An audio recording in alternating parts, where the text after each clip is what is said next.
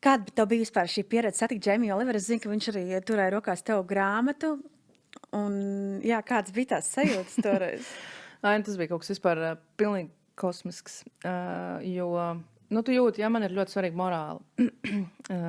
Man bija ārkārtīgi bail par to, ka es ieraudzīšu viņu un, ka es redzēšu, ka viņš uzbļauj kādam darbiniekam, vai ka viņš ir nelaipns, vai ka viņš ir tā kā īstenībā kamerā pasmaid, bet patiesībā viņam neviens neinteresē no tiem cilvēkiem, kas ir apkārt.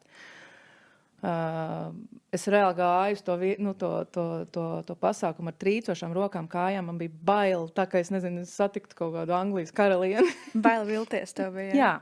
Viņš pie katra cilvēka piegāja un minūti vai divas pastāvēja un pajautāja, no kurienes tu esi. Es zinu Latviju, tas ir blakus Igaunijai. Jo viņš bija Igaunijā.